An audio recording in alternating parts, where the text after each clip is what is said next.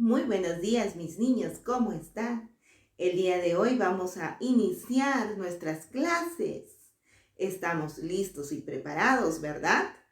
Vamos a comenzar.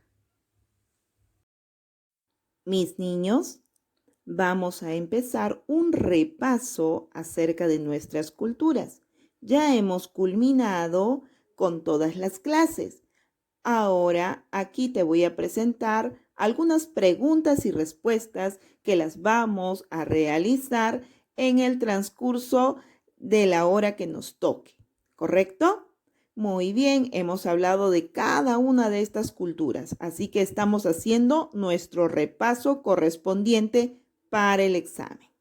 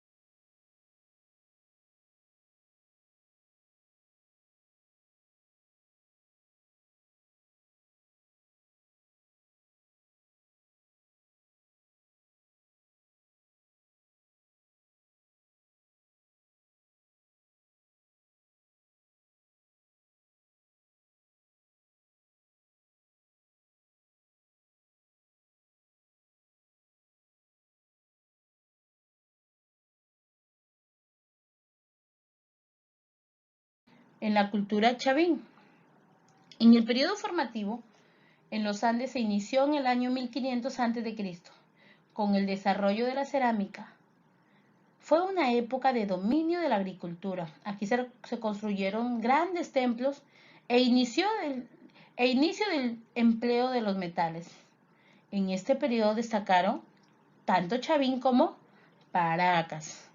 Pero Chavín fue una de las primeras civilizaciones del Perú. Se desarrolló entre los años 1000 a.C. hasta 200 a.C. ¿En dónde? En el departamento de Ancash, en la provincia de Huari, entre los ríos Mosna y Huachexa. Entonces, Chavín estaba dirigida siempre por los sacerdotes. ¿A quiénes dirigía? ¿A quiénes mandaba? A la clase de campesinos, a los pastores, a los artesanos. La cultura chavín estuvo eminentemente basada en la agricultura, pero también desarrollaron la crianza de animales y pesca. A los chavines se les considera como los difusores del cultivo de maíz en el mundo andino. En su escultura, esculpieron la piedra con gran destreza. En ella hicieron representaciones de animales como felinos, serpientes y aves de rapiña. También son muestras de su arte lítico. Aquí realizaron el lanzón monolítico, la estela de Raimondi, el obelisco Tello y las cabezas clavas, como pueden observar en las imágenes que se encuentran a la derecha. También tenían un fin ceremonial en su cerámica, en donde representaban también felinos, aves y serpientes. Estos cántaros eran globulares con haz estribo, pico con reborde y eran además monócromas. Y eso lo pueden observar en la parte izquierda. Ellos utilizaban un solo color, que era el color de la piedra, como un plomo. También construyeron grandes edificaciones en forma de U. Usaron el barro y la piedra. El centro más importante de la cultura chavín es el templo de Chavín de Huántar. Ahora, un poco más de la cultura de Paracas, de algunas características de la cultura Paracas. Primero, que se desarrolló en Ica. Muy bien. Recibe su nombre de los vientos Paracas, corrientes de aire que se producen entre el desierto y el mar de la costa sur del Perú. La cultura Paracas se desarrolló entre los años 700 a.C. y 500 después de Cristo, en la provincia de Chincha, que queda en Ica. La cultura Paracas, los dominantes eran los sacerdotes. ¿Y a quiénes dominaban? A los campesinos, a los pescadores. Paracas tuvo dos etapas, que fue Paracas Cavernas y Paracas Necrópolis. Paracas Cavernas se caracterizó por que las tumbas eran en forma de botella y lo podemos observar en la parte izquierda. Algunas alcanzan hasta 8 metros de profundidad. Y Paracas Necrópolis eran cementerios, construcciones rectangulares semisubterráneas que parecían ciudades habitadas por muertos, que también lo pueden observar en la parte izquierda de abajo. En cuanto a la textilería, sus tejidos se encontraron entre los mejores del mundo. Fueron fabricadas con lana de camélido, algodón y para los tintes emplearon minerales o vegetales. En sus tejidos representaban a sus divinidades. También fueron expertos en las deformaciones craneanas y en las trepanaciones craneanas. ¿Qué son trepanaciones craneanas?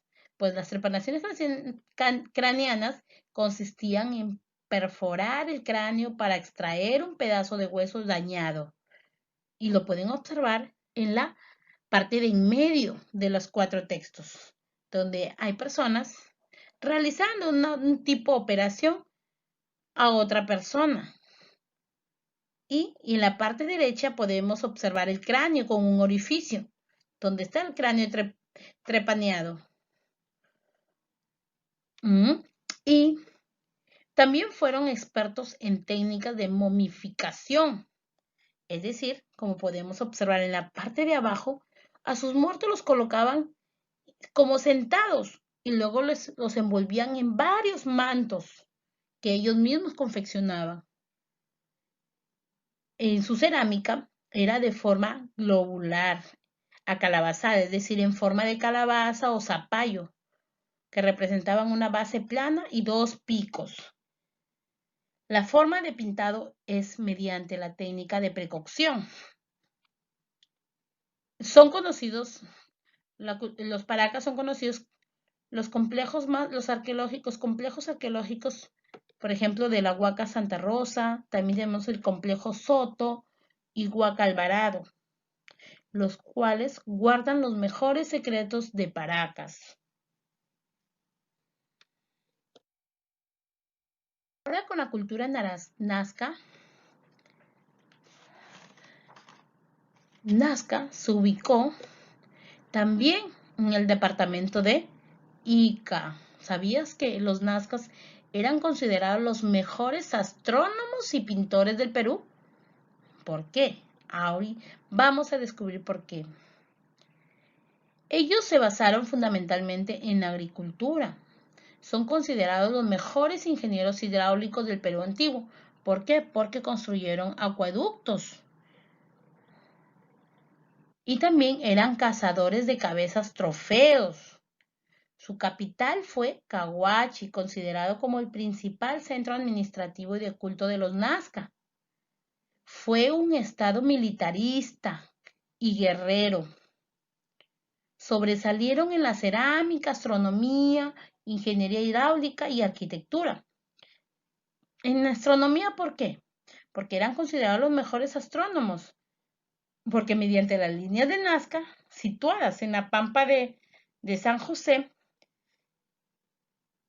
se creía, o según María Reicher, que fue un calendario agrícola en las que se guiaban los Nazca. Y también eran considerados los mejores pintores del Perú antiguo.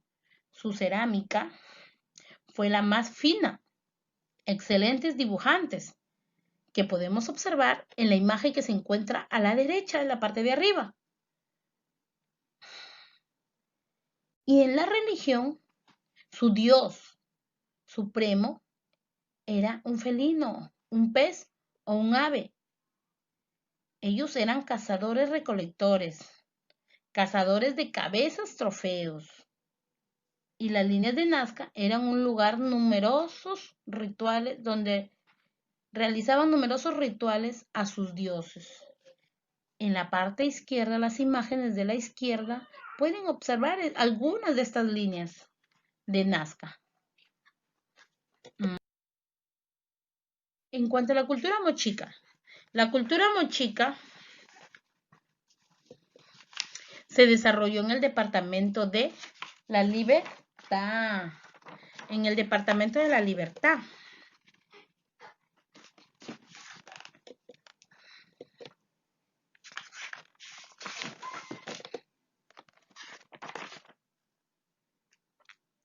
Aquí todas sus construcciones fueron hechas a base de adobe, la huaca sol y de la luna.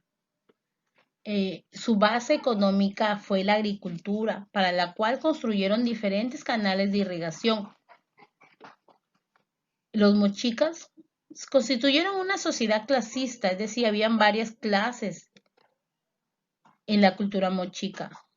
Y el que ocupaba el primer lugar eran los aristocracia militar, los militares, y a estos se les llamaban el Sie-Wish. Luego le continuaba el Corie y luego el sacerdote, y al final teníamos al pueblo. Los mochicas innovaron la tecnología y producción metalúrgica. Su más importante proeza fue dorar el cobre con una sofisticada técnica. Ellos también se caracterizaron por sus dioses castigadores. A la cultura mochica también se le denomina como cultura moche. Los mochicas fueron excelentes navegantes provistos de caballitos de totora, en la cual se movilizaban. Ya tenían cerca de 3.000 años esos caballitos de totora, 3.000 años de antigüedad. Según Álvaro Cockburn Larco, los mochicas conocieron un sistema de escritura, que fue la escritura payaiforme, en la cual ellos escribían con puntos, líneas, imágenes. Sus templos servían como tumbas para sus gobernantes. Y uno de esos gobernantes fue el señor de Zipán, de la cultura mochica. Y aquí ellos trabajaron también el oro, la plata y piedras preciosas utilizaron para las joyas. ¿Y cómo se pudo descubrir esto? Pues le voy a contar una historia. ¿Cómo se descubrió el señor de Zipán? En febrero de 1987, cuando el doctor Walter Alba y el arqueólogo Luis Chero y su equipo decidieron excavar en la zona de Zipán, al norte del Perú. Al poco de comenzar las excavaciones, los hallazgos fueron realmente sorprendentes, pues encontraron en una tumba el esqueleto de un guerrero con los pies cortados. Y justo debajo de aquel guerrero, a unos metros más de profundidad, estaba lo que eternamente debía permanecer oculto: una cámara subterránea de 25 metros cuadrados. Cuando se quitó las vigas que sellaban la cámara, la sorpresa fue mayor, y eso lo podemos observar en la imagen de la izquierda, en la parte de abajo, en la parte derecha de abajo. Ahí estamos observando donde se encontró al señor de Zipán. Pero, ¿sabías que el señor de Zipán no estaba solo? A su lado se encontraron esqueletos de 2 soldados, también cubiertos de oro y turquesas, y estos se encargaban de protegerlos en la vida eterna. Además, también se encontraron 2 mujeres, que probablemente serían sus esposas, y otra mujer más, y un niño y un perro. Entonces, y dentro de ellos, de él, estaban las piedras preciosas. Se encontraron muchas joyas, estaba vestido con muchas joyas, y en la cual lo podemos observar en la imagen de la parte izquierda de abajo, que lo encontraron con muchas joyas. La cultura tiahuanaco, que se desarrolló en el departamento de Puno, a orillas del lago Titicaca, se desarrolló entre los años 200 y 1000 después de Cristo, en la meseta del Callao. Tiahuanaco funcionó como centro político religioso de la cultura del mismo nombre hasta casi el año 1100. Su época de mayor esplendor fueron los años 600 y 900 después de Cristo. Los tiahuanacos construyeron andenes. La base fue la agricultura y la ganadería. Criaron también auquénidos, realizaron el comercio, donde emplearon el charqui, el chuño y el bronce.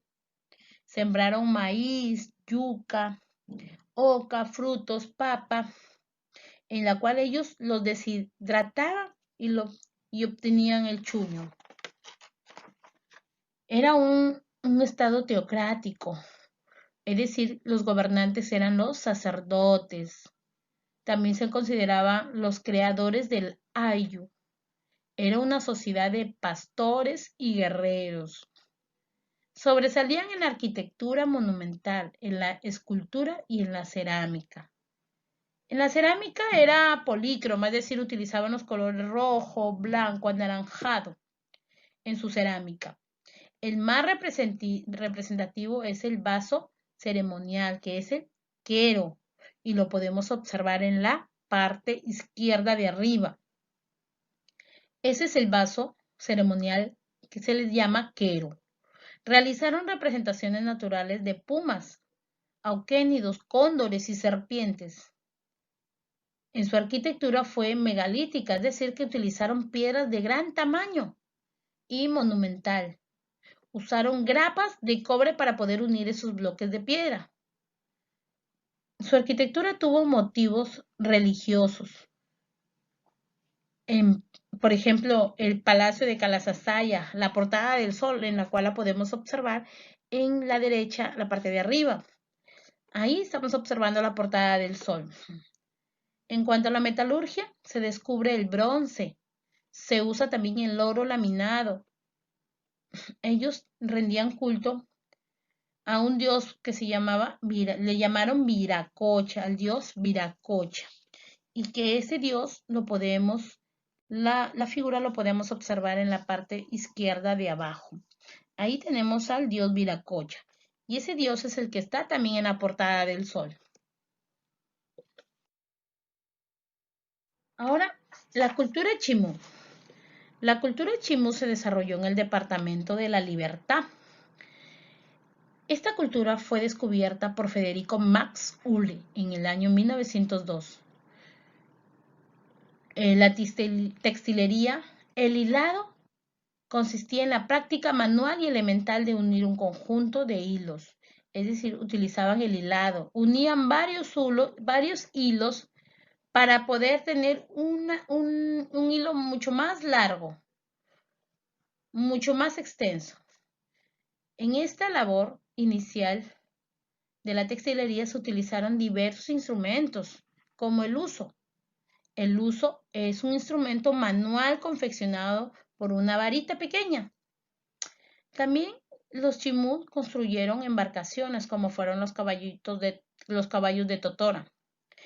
En su cerámica, en sus ceramios, los chimús cumplieron dos funciones.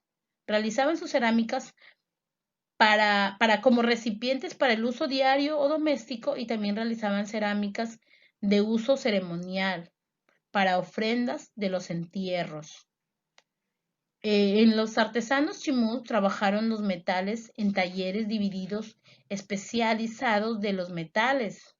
Es decir, trabajaron el enchapado, el dorado, el estampado, el vaciado, a la cera perdida, el perlado o filigrama.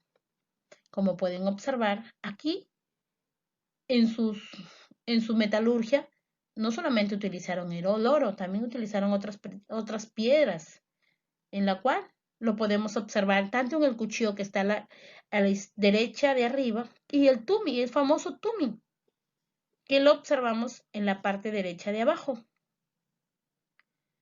También se puede ver que la influencia de algunas ciudades, como la podemos observar en la izquierda de arriba. Esa es una de las ciudades que construyó la cultura chimú, que fue Chan Chan. Es el más importante exponente de la cultura chimú. Muy bien. Ahora, el culto en que tenían los chimú estaba dedicado a la luna, debido a su influencia sobre el crecimiento de las plantas, los mares y a su utilización como marcador del tiempo. Aquí su dios se le llamaba el Nailam.